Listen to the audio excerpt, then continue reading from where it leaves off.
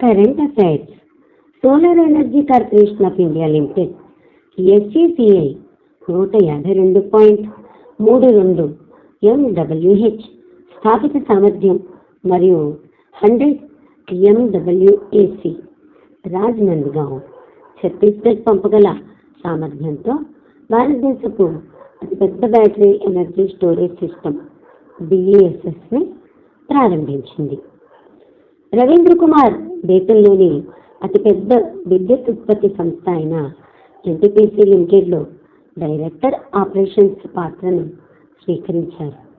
దీనికి ముందు అతను NTPC లిమిటెడ్లో డైరెక్టర్ ఆపరేషన్స్కు OSD ఆఫీసర్ ఆన్ స్పెషల్ డ్యూటీగా పనిచేశారు. పద్మశ్రీ గ్రహీత మరియు గజల్ మాస్ట్రో పంకజ్ బుద్ధ 72 సంవత్సరాల వయసులో మరణించారు. చండీగఢ్లో Central Board of Film Certification CBFC ప్రాంతీయ సులభతర కార్యాలయాన్ని ఏర్పాటు చేస్తున్నట్లు కేంద్ర సమాచార మరియు ప్రసార శాఖ మంత్రి అనురాగ్ సింగ్ ఠాకూర్ ప్రకటించారు.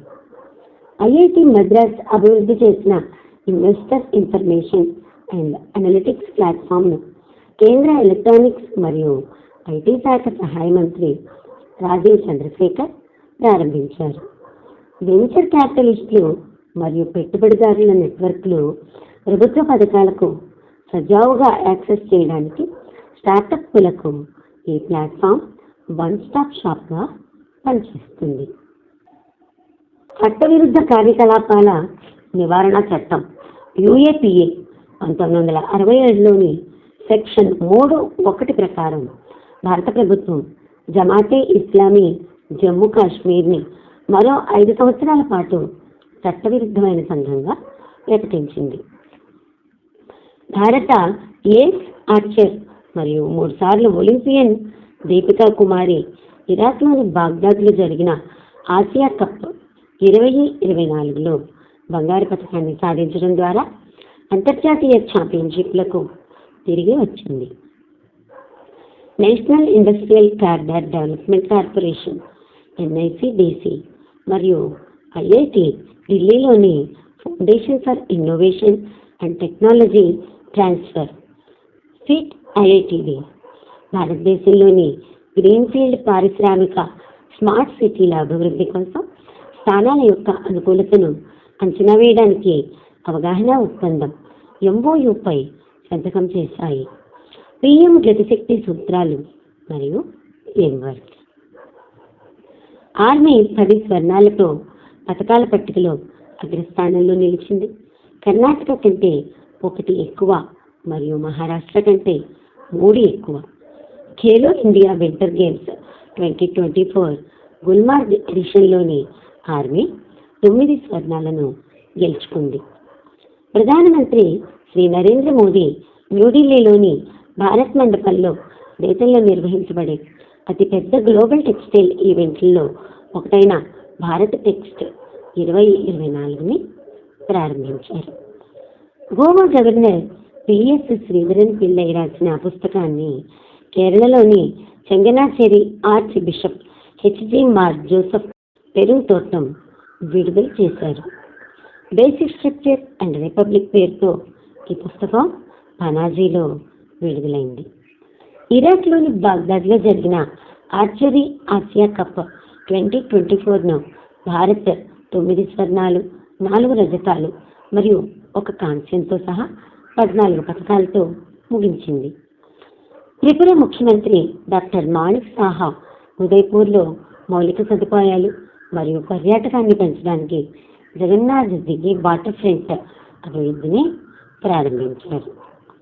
The Solar Energy Corporation of India Limited SCCI has commissioned India's largest battery energy storage system BESS with an installed capacity of 152.30 MWH and a dispatchable capacity of 100 MWAC Rajnandgaon, Chhattisgarh. Ravindra Kumar has assumed the role of Director Operations at NTPC Limited, the nation's largest power producing entity. Before this, he served as OSD, Officer on Special Duty to the Director Operations at NTPC Limited. Padma Shri recipient and Ghazal Maestro Pankaj Udhas passed away at the age of 72. Union Minister of Information and Broadcasting Anurag Singh Thakur announced the setting up of a regional facilitation office of the Central Board of Film Certification (CBFC) in Chandigarh. Union Minister of State for Electronics and IT Skill Development Rajiv Chandrasekhar launched Investor Information and Analytics Platform developed by IIT Madras. This platform will act as a one-stop shop for startups to seamlessly access venture capitalists, VCs, and investors networks, government schemes. Government of India has declared Jamaat-e-Islami Jammu Kashmir as an unlawful association for a further period of 5 years under Section 3(1) of the Unlawful Activities Prevention Act, UAPA 1967. India AIDS archer and three-time Olympian Deepika Kumari made a victorious return to international championships by clinching a gold medal in the Asia Cup 2024 in Baghdad, Iraq.